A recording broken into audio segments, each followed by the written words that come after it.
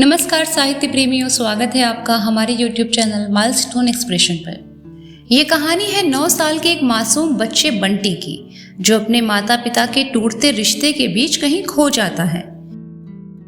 शकुन के लिए जैसे समय एक लंबे अरसे से ठहर गया था, यूं घड़ी की सुई तो बराबर ही चलती थी।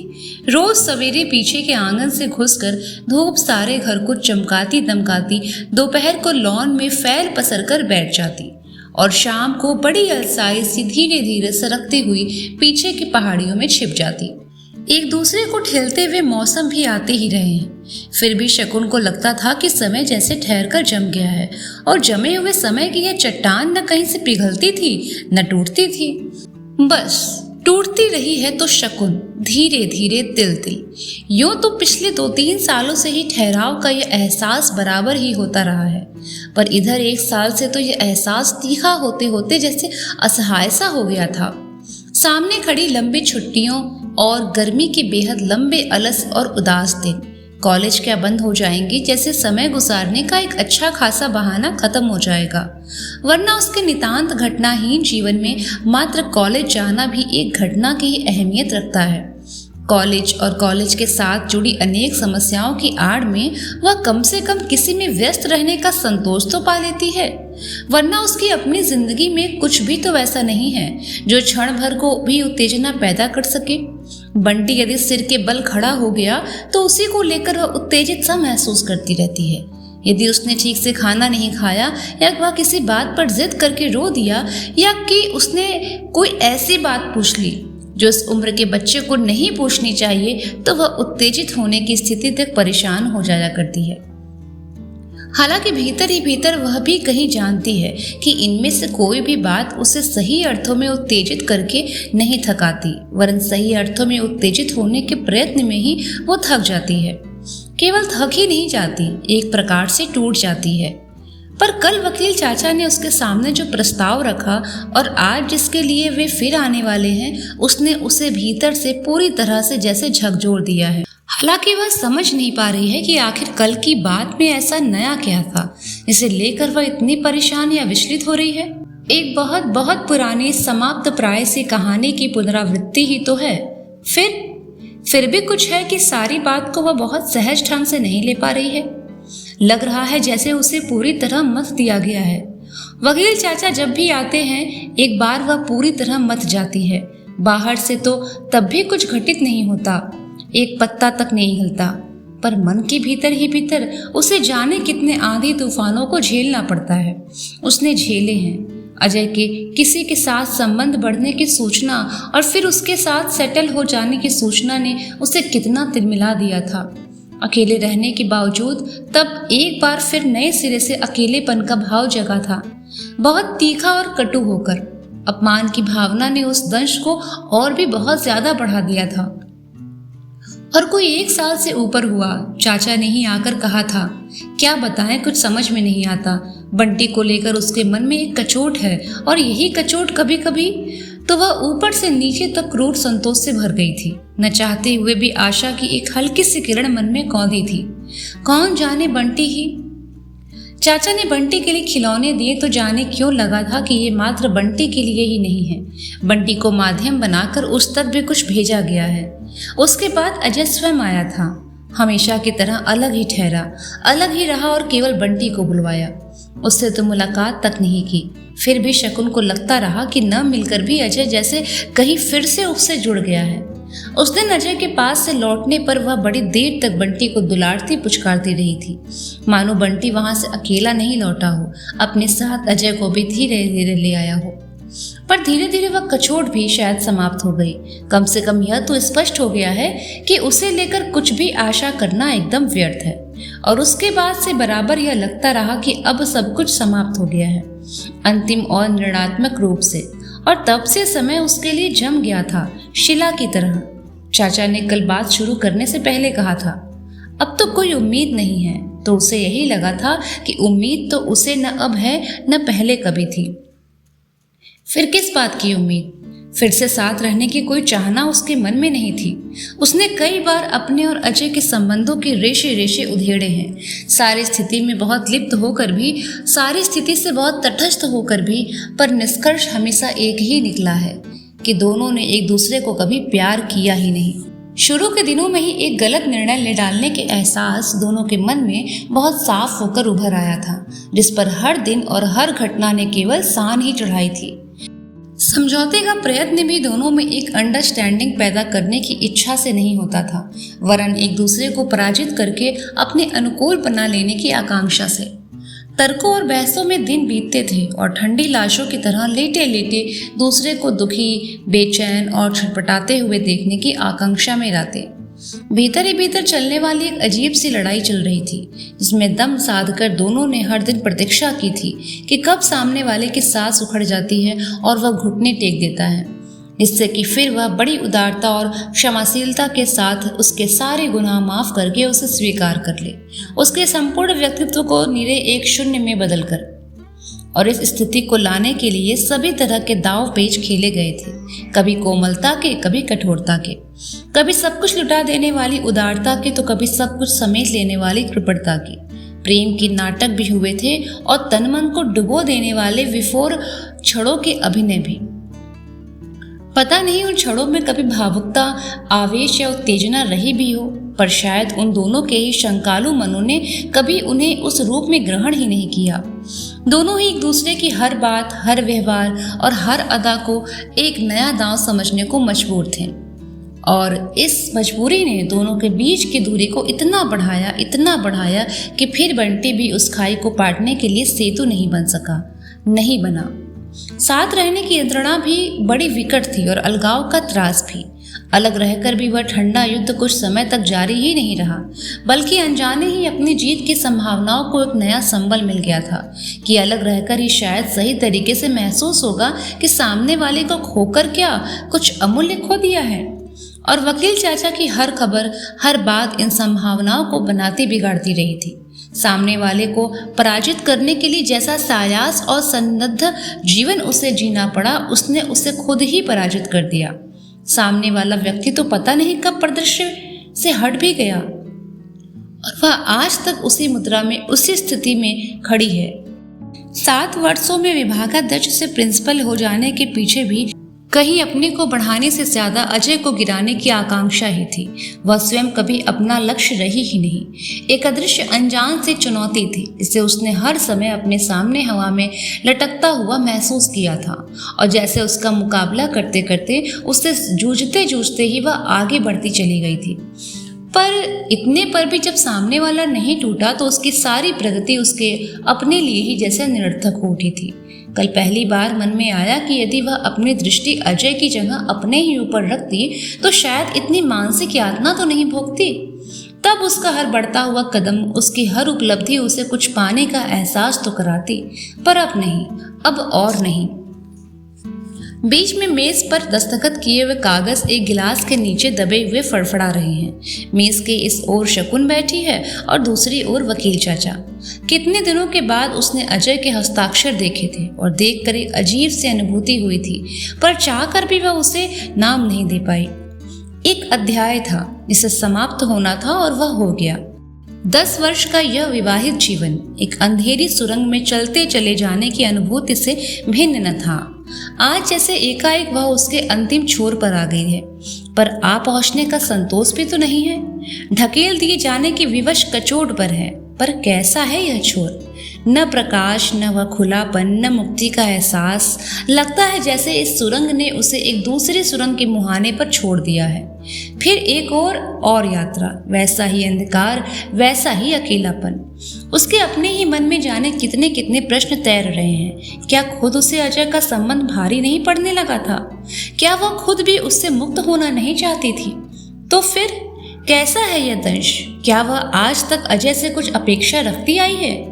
नहीं, अजय से कुछ न पा सकने का दंश यह नहीं है, बल्कि दंश शायद इस बात का है कि किसी और ने अजय से वह सब कुछ क्यों पाया जो उसका प्राप्य था, या कि इस बात का था कि वह सब कुछ तोड़ ताड़ कर निकलती और अजय उसके लिए दुखी होता, छटपटाता, साथ नहीं रह सकते थे इसीलिए साथ नहीं रह रहे हैं। स्थिति तब भी वैसी ही रहती, पर फिर भी कितना कुछ बदल गया होता यदि अजय के साथ मीरा न होती बल्कि उसके अपने साथ कोई होता।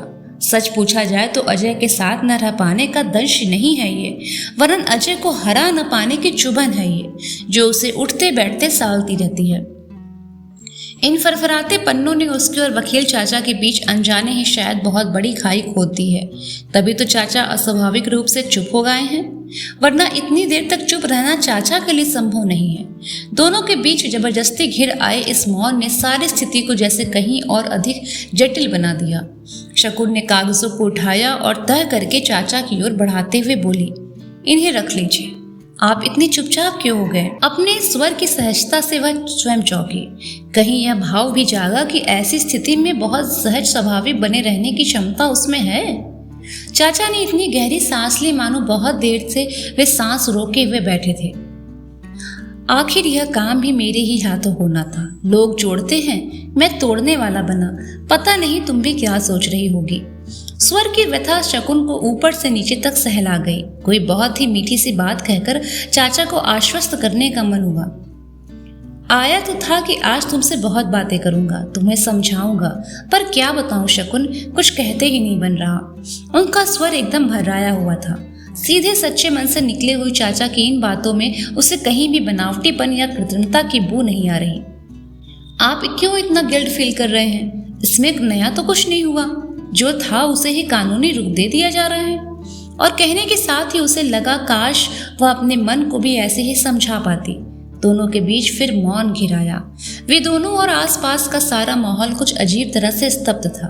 केवल पास में पलंग पर सोया बंटी रह रहकर हाथ पैर चलाता या करवट ले लेता। और फिर एकाएक चाचा ने बात शुरू कर दी, बिना किसी भूमिका के। शायद शकुन की बात ने, उसके स्वर ने उन्हें आश्वस्त कर दिया था कि उस संकोच को तोड़ दिया जिसके नीचे दबे दबे वे कुछ बोल नहीं पा रहे थे। हो सकता है तुम्हें मेरी कल की बात का बुरा लगा हो। रात में मैं भी इसी बात पर सोचता रहा था, पर बंटी को तुम्हें हॉस्टल भेज ही देना चाहिए। चाचा फिर अपने फॉर्म में आ गए थे, पर शकुन का मन सशंकित हो आया। शकुन जानती है कि हॉस्टल का आग्रह चाचा के अपने मन की उपज नहीं, वे उसे कलकत्ते से ढोकर लाए हैं। यह एक आदेश है जो सुझाव के खोल में लपेट कर उसके पास भेजा गया है, और इसीलिए वह बहुत कटु हो आई। 7 साल से मैं अकेली ही तो बंटी को पाल रही हूँ। उसका हित अहित मैं दूसरों से ज्यादा जानती हूँ। तुम मुझे दूसरों के गिनने लगी हो? कब से? यह सही है कि मैं अजय का मित्र हूँ, कलकत्ते रहता हूँ, पर तुम्हारे लिए भी मेरे मन में कम स्नेह नहीं है। पक्षपात की शिकायत भी करना चाहोगी तो एक बात तुम्हें ढूंढे नहीं मिलेगी। शकुन एक क्षण को भीतर ही भीतर कहीं लज्जित हो आई। नहीं, मेरा ये मतलब नहीं है, आप गलत समझ गए। मैं तो खैर छोड़ो। शकुन को अब सुनना है, बोलने वो नहीं देगी।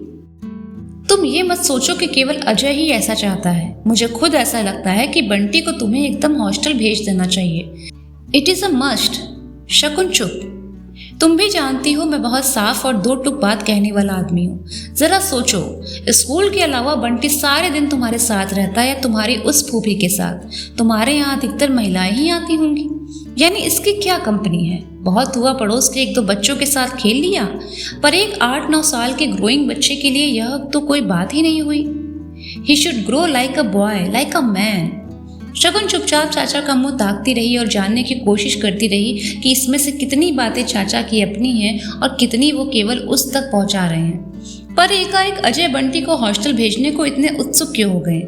उसे सारी बात में एक अजीब सी गंध आने लगी। पहले अजय ने अपने को काटा, अब क्या बंटी को भी शकुन से काटना चाहते हैं? जाने कैसी कड़वाहट से उसके तन बदन में घुलने लगे। बोलो, मैं गलत कह रहा हूँ? कल मैं देख रहा था कि किस कदर वह अभी भी तुमसे चिपका चिपका रहता है। यह सब बहुत नॉर्मल नहीं है। अपनी उम्र के बच्चों का साथ उसके लिए बहुत जरूरी है, और वह तो उसे इस घर में मिल नहीं सकता। थोड़ी देर पहले चाचा के चेहरे पर जो उदासी थी, गिल्ट का जो बोझ था, वो सब पता नहीं कब बह गया। पर शकुन के मन की टुटन रोम रोम को सालता हुआ दंश तो अभी भी जैसे का तैसा बना हुआ है। ऊपर से ये सारी बातें। वकील चाचा को क्या एक बार भी इस बात का ख्याल नहीं आ रहा कि कितना सह सकती है आखिर शकुन? अच्छा बताओ, बंटी जिस तरह पल रहा है तुम उससे संतुष्ट हो? और जैसे पहली बार उसका उत्तर सुनने के लिए वे चुप हो गए। मैं जितना भी संभव हो सकता है उसके लिए करती हूँ। कॉलेज के बाद का सारा समय एक तरह से उसी पर देती हूँ और कर ही क्या सकती हूँ। ओफो, बात तुम्हारे करने की तो नहीं है, इसको इनकार है कि तुम बहुत करती हो, बल्कि जितना नहीं करना चाहिए उतना भी करती हो, पर उसे तुम हम उम्र बच्चों की कंपनी तो नहीं दे सकती हो ना। उन्होंने नजरें शकुन के चेहरे पर गड़ा दी। एक बार शकुन का मन हुआ कि वह एक शब्द भी नहीं बोले, ढीठ बनकर सब कुछ सुनती चली जाए। देखे कहाँ तक बोलते हैं, क्यों सुने वह इन लोगों की बातें, क्यों माने इन लोगों के सुझाव। अपने और बंटी के बारे में वह पूरी तरह स्वतंत्र है, कुछ भी सोचने के लिए, कुछ भी करने के लिए। बोलो। बंटी को हॉस्टल भेजने की बात तो आपने कह दी, पर कभी यह सोचा है कि उसे हॉस्टल भेजकर मैं कितनी अकेली हो जाऊंगी। और उसका स्वर जैसे एकाएक ही बिखर गया। वह कहीं से भी अपनी दुर्बलता नहीं दिखाना चाहती थी, पर जाने कैसे गला भींच सा गया। चाचा की नजरों की चुभन और भी तीखी हो गई। शकुन को लगा जैसे बात कहने के पहले या तो वे अपनी बात का वजन तौल रहे हैं या शकुन के सहने का सामर्थ्य चेक कर रहे हैं। वह भीतर ही भीतर कहीं से बेचैन होने लगी, साथ ही मन में एक आक्रोश भी घुलने लगा। बंटी उसके अधिकार की सीमा है, जिसमें वह किसी को नहीं आने देगी। अपने चेहरे पर नजरें टिकाए चाचा उसे बड़े घाघ लगे। एक क्षण को इच्छा हुई ऊपर से उड़ी हुई सद्भावना की रेशे रेशे बिखेर दे और वात्सल्य में छिपे उस मक्कारी को उघाड़ कर रख दे। कौन सा दांव अब चलेंगे, वह अपने को पूरी तरह तैयार करने लगी। मुझे डर है शकुन, कहीं तुम अपना अकेलापन खत्म करने के चक्कर में बंटी का भविष्य ही न खत्म कर दो। तुम्हारा यह अतिरिक्त स्नेह उसे बौना ही न छोड़ दे। शकुन ऊपर से नीचे तक तिलमिला गई, पर फिर भी उससे एक शब्द तक नहीं कहा गया। चाचा धीरे धीरे और संभल कर बोल रहे थे। शायद शकुन के चेहरे की प्रतिक्रिया भी उन्होंने समझ ली थी और स्थिति की नाजुकता को भी। चीजों को सही तरह से लेना सीखो शकुन। मैं जानता हूँ कि तुम्हें इस बात में तरह तरह की गंध आ रही होगी। जिस स्थिति से तुम हो उसमें यह बहुत स्वाभाविक है। जब आदमी एक जगह धोखा खाता है तो उसे लगता है सब जगह धोखा ही धोखा है, पर ऐसा होता तो नहीं है। शकुन चुपचाप पैर के नाखून से धरती को देती है। उसे कुछ नहीं कहना, बस वह करेगी वही जो उसे ठीक लगेगा। बात बंटी के हित की है और सच पूछो तो बंटी से भी ज्यादा तुम्हारे हित की है। तुम मानोगी नहीं और कहना भी बड़ा अजीब लगता है, पर मेरे सामने इस समय तुम्हारी बात ही सबसे प्रमुख है। शकुन चौंकी। अब यह कोई नया दांव है क्या? अंधेरे में चाचा का चेहरा बहुत साफ नहीं दिखाई दे रहा, पर स्वर में कहीं भी किसी तरह के दांव पेच की गंध नहीं थी। क्या भरोसा, वकील आदमी ठहरे।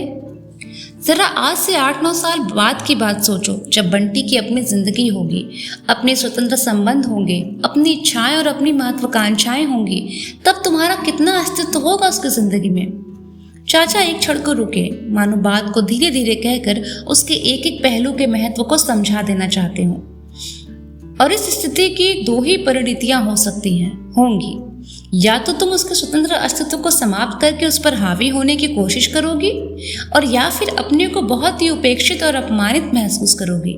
उस समय तुम्हें यही लगेगा कि जिसके पीछे तुमने अपनी सारी जिंदगी बर्बाद की, वह अब तुम्हें भूलकर अपनी जिंदगी के बारे में सोच रहा है। उस समय तुम्हें बुरा लगेगा। आज अजय को लेकर तुम्हारे मन में जो कटुता है, हो सकता है फिर वही बंटी को लेकर हो, और 8 से 10 गुना ज्यादा हो। शकुन को लगा जैसे कोई पूरे होश हवास में उसे आरी से चीरे जा रहा है। एक बहुत ही कटु और विभत्स सच्चाई है जिसे उसके पूरे नंगेपन में चाचा उसके सामने रखना चाहते हैं। पर क्यों? क्या वह ये सब नहीं जानती, या कि उसने इस पर सोचा नहीं है? दिनों, हफ्तों, महीनों सोचा है, रात रात भर जाग कर सोचा है, पर यह सोचना उसे कहीं उबारता नहीं, केवल डुबोता है, गहरे में और गहरे में। एक क्षण को कहीं बहुत गहरे में डूबी डूबी से शकुन को चाचा की आवाज बड़ी अस्वाभाविक सी लगी। एक टक चाचा के चेहरे को वह देख कर भी जैसे कुछ देख नहीं रही थी। जो होना था सो तो हो ही गया, और चलो अच्छा ही हुआ। सारी जिंदगी उस तनाव में काटने की अपेक्षा तो उससे मुक्त होना लाख गुना अच्छा है। ये कानूनी कार्रवाई हो जाएगी सो भी अच्छा ही रहेगा। ये संबंध ही ऐसा है कि लाख लड़ भिड़ लो, अलग रहने लगो, पर कहीं न कहीं आशा का एक तंतु जुड़ा ही रह जाएगा।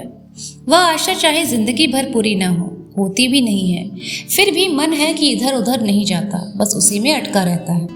शकुन का मन हुआ कि साफ साफ कहते कि उसके मन में आशा का कोई भी तंतु बंतु नहीं है, पर इतना बड़ा झूठ उससे बोला नहीं जाएगा, सो भी वकील चाचा के सामने। उम्र और अनुभवों ने सान चढ़ाकर जिनकी नजरों को बहुत पैना बना दिया है, पर मैं चाहता हूं कि अब तुम अपने बारे में सोचना शुरू करो, बिल्कुल नए ढंग से, एकदम व्यवहारिक स्तर पर। शकुन की आंखों में एक बड़ा असहाय सा भाव उतर आया। क्या रखा है सोचने के लिए अब उसके पास?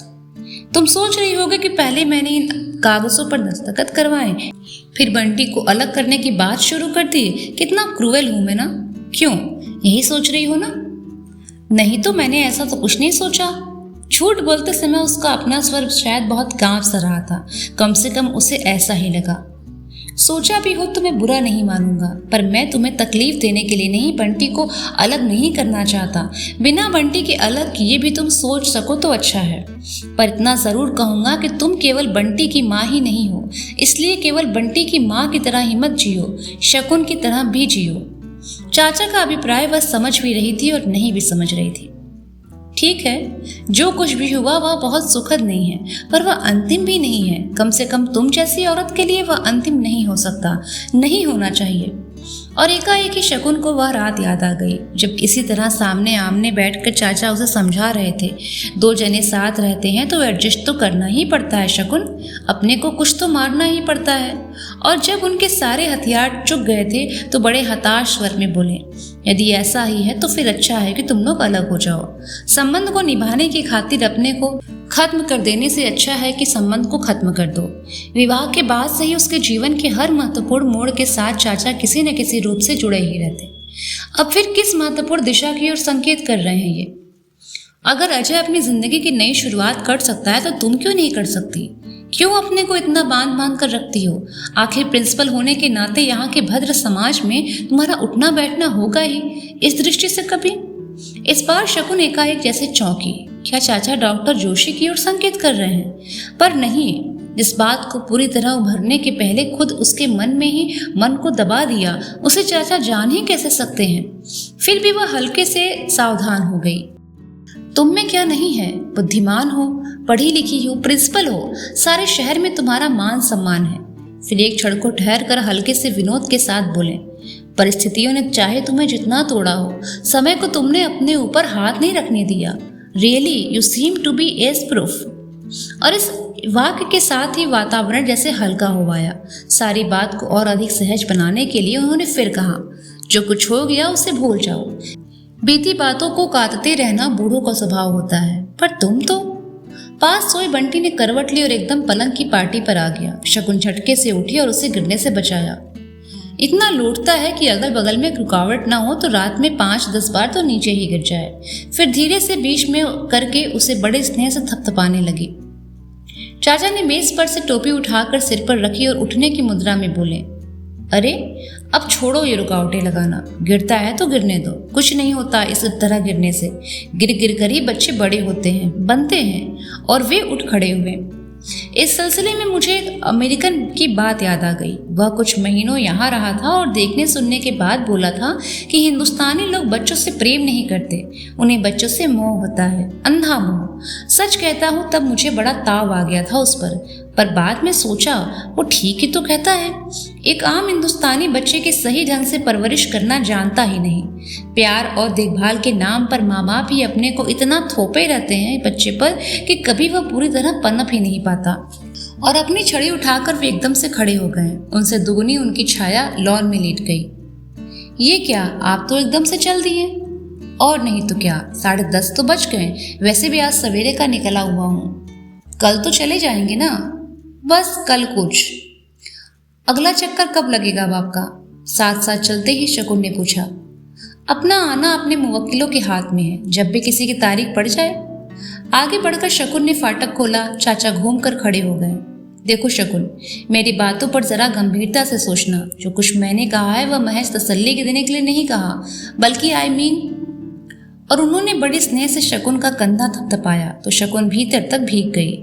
फिर एक क्षण रुक कर बोले, देखो अब जब भी तारीख पड़ेगी अजय आ जाएगा। बस 1-10 मिनट के लिए कोर्ट जाना होगा।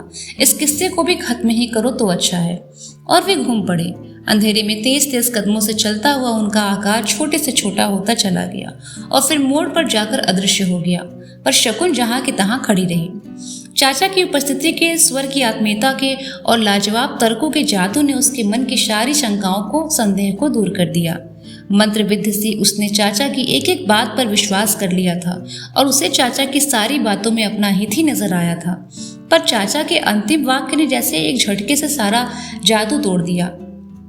कुछ नहीं, वे केवल उससे हस्ताक्षर करवाने आए थे। कहीं वह अड़ ही जाती तो अजय के लिए एक संकट पैदा हो जाता था। मीरा इज एक्सपेक्टिंग, चाचा के शब्द उभरे, तो इसीलिए यह सारा जाल रचा गया था। ये बात तो अजय भी लिख सकता था, पर शायद इसीलिए चाचा को भेजा गया कि कोई रास्ता बाकी न रह जाए शकुन के बच निकलने का। तारीख भी जल्दी ही डलवानी है, बच्चा होने से पहले सारा रास्ता साफ कर लेना ही है। फिर वह चली गई, फिर वह बेवकूफ बनाई गई। उसका रोम रोम जैसे सुलगने लगा। वे बंटी को हॉस्टल भेजना चाहते हैं, शायद उसे भी धीरे धीरे कब्जे में कर लेना चाहते हैं, पर वह बंटी को कभी भी हॉस्टल नहीं भेजेगी। वो जानती है अजय बंटी को बहुत प्यार करता है, पर अब से वह बंटी को मिलने भी नहीं देगी। बंटी से न मिल पाने की वजह से अजय को जो यातना होगी, उसकी कल्पना मात्र से उसे एक क्रूर सा संतोष मिलने लगा। मरे मरे हाथों से शकुन ने गेट बंद किया और किसी तरह अपने को घसीटती हुई पलंग तक आई। बंटी सोया था, बेखबर और निश्चिंत। जरूर किसी राजा रानी और परियों के सपनों में खोया होगा। रोज कहानी सुनता है, पढ़ता है और फिर ऐसे ही सपने देखता है। उसने झुककर उसे एक बार फिर प्यार किया। उसके माथे पर बालों की जो लट छितरा गई थी, उन्हें समेट कर पीछे किया। लगा बंटी का शरीर एकदम ठंडा हो आया है। बाहर ठंडक बहुत ज्यादा बढ़ चुकी थी। अपने में ही डूबे डूबे उसे पता ही नहीं चला।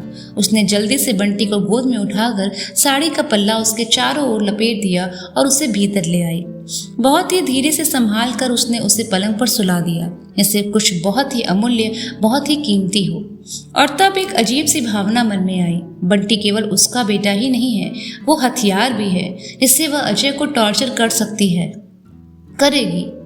और जब वह खुद पलंग पर लेटी तो सबसे पहला चेहरा डॉक्टर जोशी का ही उभरा।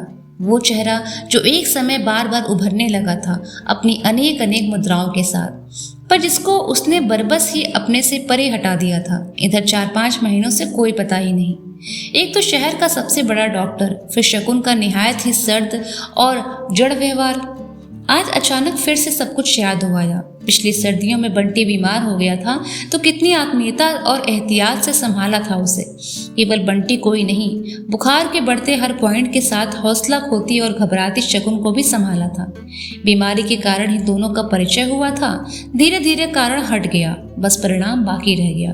वो पति से अलग होकर रहती है, ये शायद सारा शहर जानता है, इसीलिए एक बार भी बंटी के पापा के बारे में नहीं पूछा था। हाँ, अपनी पत्नी की मृत्यु का समाचार जरूर दे दिया था और फिर बिना कुछ कहे ही बहुत कुछ कह दिया था। शायद ऐसी बातें कभी शब्दों की मोहताज नहीं रहती। जब तब बंटी के समाचार जानने या कि ऐसे ही इधर से जा रहा था का सहारा लेकर आते रहे थे। चाय पानी होता था, बातचीत होती थी, पर शकुन उन सारे संकेतों के प्रति उसे उत्साह या ललक के साथ रिएक्ट नहीं कर पाती थी। और फिर शकुन की उदासी के कारण ही सब कुछ समाप्त हो गया, शायद शुरू होने से पहले ही। किशोर उम्र वाली भावुकता तो थी नहीं कि आदमी खाना सोना सब भूल जाए। बड़े नामालूम से ढंग से सब शुरू हुआ था और वैसे ही खत्म भी हो गया। बस एक हल्का सा अक्स उसके मन पर कहीं रह गया था। आज अनजाने ही वकील चाचा उस पर से समय की धूल पहुंच गए। चेहरा उभरने के साथ ही पहली बात मन में आई, अजय के मुकाबले में जोशी कैसे हैं, और दूसरी बात आई, मीरा के मुकाबले में कैसे हैं। मीरा को उसने नहीं देखा, बस सुना है उसके बारे में। अनेक काल्पनिक चेहरे भी उभरे हैं मन में। पहले वह उन काल्पनिक चेहरों की तुलना अपने से किया करती थी। वह तुलना बहुत स्वाभाविक भी थी, पर जोशी और मीरा के मुकाबले की क्या तुक भला। फिर भी मन है कि बार बार कुछ तौल परख रहा है। उसे याद है पहले भी जब जब उसने जोशी के बारे में कुछ सोचा था, अनजाने और अनचाहे ही हमेशा अजय आकर उपस्थित हो गया था। केवल अजय ही नहीं, कहीं मीरा भी आकर उपस्थित हो जाती थी। उसे साफ लगता था कि जोशी या किसी का भी चुनाव उसे करना है तो जैसे अपने लिए नहीं करना, अजय को दिखाने के लिए करना है, मीरा की तुलना में करना है। पर जब जब यह भावना उठी उसने स्वयं अपने को बहुत धिक्कारा, अपनी भर्त्सना को। क्यों नहीं वह अपने लिए जीती है, अपने को लक्ष्य बनाकर जी पाती। पर आज फिर अजय आकर खड़ा हो गया, अनदेखी मीरा आकर खड़ी हो गई। उसने अभी अभी हस्ताक्षर करके दिए हैं, कम से कम अब तो वह इन सब से मुक्त हो जाए। उसे मुक्त होना ही है, एक नई जिंदगी की शुरुआत करनी है। पर फिर मन में कहीं तैर ही गया, अजय को उसे दिखा ही देना होगा कि वह अगर एक नई जिंदगी की शुरुआत कर सकता है तो वो भी कर सकती है। नहीं, उसे किसी को कुछ नहीं दिखाना है, जो कुछ भी करना है अपने लिए करना है। और तब उसे बरबस ही सब चेहरों को परे धकेल दिया। केवल जोशी का चेहरा बड़ी देर तक आंखों के सामने टंगा रहा। इसके आगे की कहानी सुनेंगे हम अगले भाग में। तब तक के लिए आप सभी का बहुत बहुत धन्यवाद।